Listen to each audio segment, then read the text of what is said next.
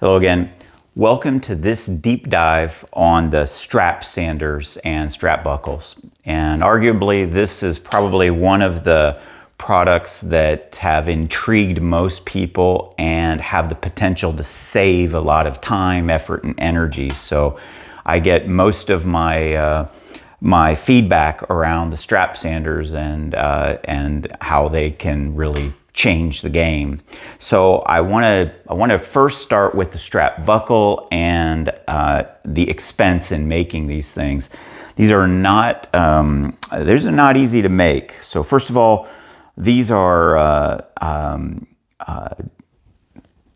lost wax cast molding. So everything is molded here, then this part is welded to it, and then we have this piece here that allows us to attach the strap to it with the metal insert, the tube. What we found was that all of the power tool was fraying the inside here, so I spent many a moon worried about this, and this was the solution that came up. There are probably a few more variations that we can make, but this is really one that has stood the test of time. So I have a Allen wrench here. If you want to use an Allen wrench to screw it in, and you want to make sure that they are tight. Vibrations will take this out, so you just want to really make sure you give them a good tightening right before you let go of it. And then here's the same way. Just slip it right in, pass this over, bring that up, and now you're secure. I mean, it's really a question about trying to make sure that the products that we're going to sell you are going to stand the test of time and last and be useful for a long time. Yes, this is a consumable. Yes, these straps are riveted, cross-stitched. This is adhesive hook put onto this and sewn in all the way around on both sides, so that it will give you many hopefully years of use out of it. Eventually the hook dies out, and eventually this consumable will need another one. So we believe at scale this will be a reasonable cost item. But right now it's the buckles that are costing a lot. And this is, of course, it's a new product, so we have a lot of cost. And I'm not sure you can imagine the weight of these things here, but they are, there's a lot of steel here to keep it moving. And so I just wanted you to be aware of that. The next thing I wanted to say was that oftentimes I get people saying, hey, that'll work really well on copper pipes, or that'll work really well on my banisters or on different stuff. And other people are like, I don't really want to sand with it. I want to, like if you're in boating or something or automotive, I just want to buff something like this. I want to be able to buff it. And yeah, loop back buffing pad right on top. I'll display that in just a minute. But that right there is the strap sander, and let's just use this one all buckled up. So right now I have this one is an 80 grit. It's been used a little bit. I'll put this is I believe 120 grit. Yeah, right here. I'm going to put 120 on the back side of this right here. And normally if I do something round like this, I will already pre-roll it like that, okay? And I'm going to do this one here, and what I want to first do is use it with the manual Grip 360, because I think that it gives you an idea that yes, you can use the power tool, and yes, you can use this. I'm going to be doing this without a mask or PPE for just a small period of time, just so that I can express what's going on here. With the mask and everything, it defeats that. But please always do use your PPE. So I'm going to be in free rotation mode, and as if you've seen any of the other videos, this free rotation mode allows me to just kind of switch around like that. And you can see right here, I have this loop right there, but that is going to loop around once I'm done with that. So I'll show it just like this real quick. And this is 120 grit, which is really way too much for this. You could probably go to 240.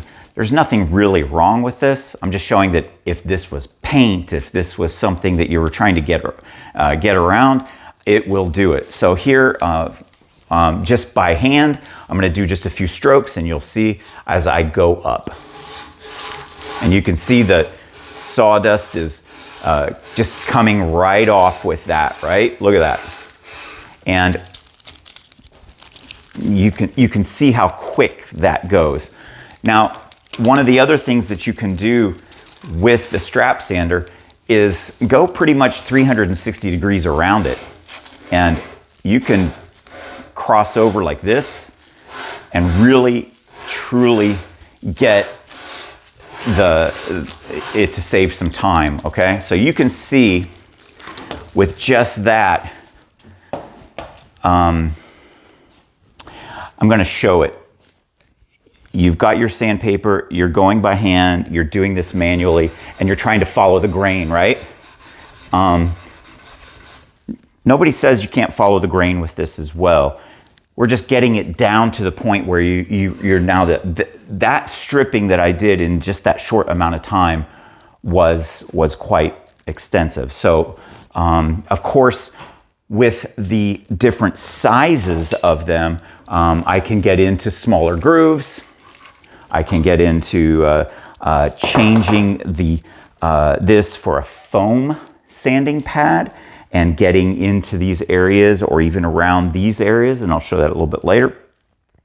But I just wanted you to see that that's how fast it can come off. That was 120 grit sandpaper. Imagine 80 or something on a really heavy painted a stairwell like this. Why? The other one I get is just use lasers. Yeah, a good laser, $10,000. We're talking about after you've done your laser, you've cauterized the wood, you've kind of burnt off that area, and you're gonna go back and hand sand it anyways. And that's what this is really technically. We're hand sanding it, but I'm now displacing it with this, okay? So now, it's also, you know, a laser is not a scraper. A laser is not a rasp. And as you know, this is a multi-tool system. So let's, keeping focus with the strap sander, you can see that I'm gonna now switch it up. I'm gonna use the same 120 sandpaper on the Tango 360. And I like to be in free rotation mode on strap sanding just because of its simplicity. And in this case, I don't need the wheelbase, so I'll just leave that on the side here.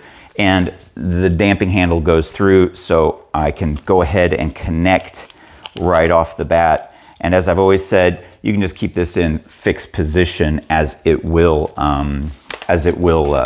be able to get around. So I'm just going to shove this right through here. There we go, like that. And this is going to be on max power, okay? And I'm going to show the same techniques. First one, I'm just going to be right behind it like this, and I'm just going to go down, okay? And in this case here, just to be sure, yes, fake banister on my, well, real banister recuperated from a job site and just strapped into my table. But you can imagine this at a job site, okay? So here we go. And of course, the damping handle is going to keep my hand stable from all this, okay? Here we go.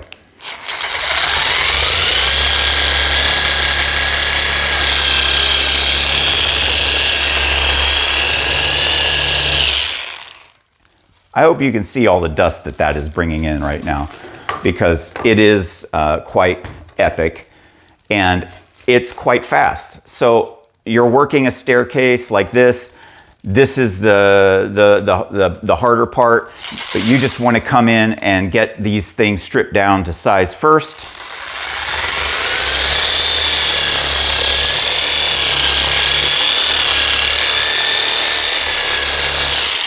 You've just done it at 120. Now so we know this is 80 grit, but I'm just going to say, now we go up to 240. I just flip the sandpaper over and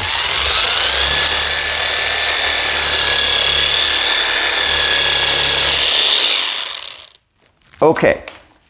So as you can see, I'm sanding across the grain. I've described that problematic before. It doesn't show, and I'll zoom in real close onto this here. 120, 240, you're not going to see any of these problems. And if this is about restoring something super delicate, super, if you're searching for perfection, you can get that. We can go up to 400 grit or even just straight up to buffing. And as a matter of fact, I am going to go ahead and switch over this to the buffing side right now. And you can just see how quickly that can switch, just like this. So now, for those of you who are thinking that, you know, it would be nice to be able to clean the rails of the boat or to, you know, polish something, yeah, it can be done.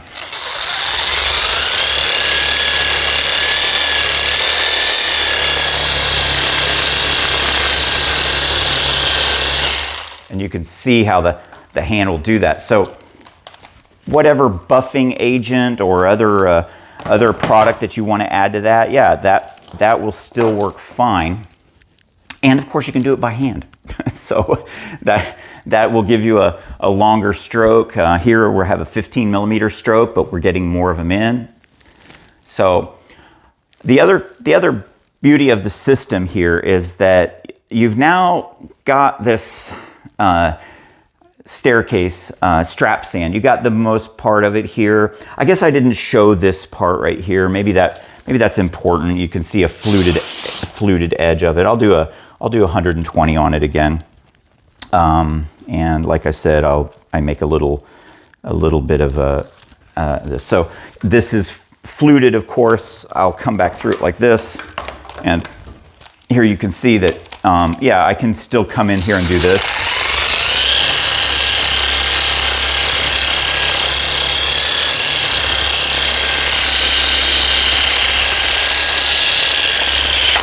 Right like that. Okay, so I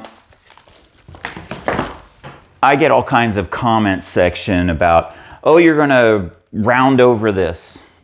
No, you're not. If you're careful enough, if you know how to operate it, if you've tested it and used it for a while. And then of course you can take all the other tools that I have, the profile sanders, the scraper sanders, and everything else, and really focus on this whole thing. The system itself is pretty much made for something like this. And if you're just restoring an old Victorian someplace and you've got 2 flights of stairs and you really, you know, if you think about it, the dust field that I created with this would kind of stay right here, and then I can just show it to you right here. It just drops because basically I'm not using like a drill or a rotary type of machine. And if I had used my air filtration system, I could have brought in this and we could really minimize the amount of dust that comes through this as well. So this whole process of strap sanding or buffing, or, you know, actually whatever you need to do on this, it's customizable. You can put on the strap sander itself, here I'm showing like 120 and 180, but I can put 120, 240, you know, all the way up to 300, 400, and do it on both sides, and just sand areas, you know, do like, if this is 120, I'll do 120 there, then I'll jump up to 240, then I'll jump up to maybe 280 or 320, and then I can just flip it over and go as high as I want, you know, if I want to go to, you know, 400 and beyond, and keep doing that. So it's customizable. You can even put foam sanding blocks on these. They do conform as well. So it's very much a very versatile and useful tool. And when you pair it with the fixed and free rotation of the Grip 360 or the Tango 360, it really comes alive. So I hope this deep dive really shows you what it can do, what you can think of. It really opens the doors. So thank you very much. I hope that helps.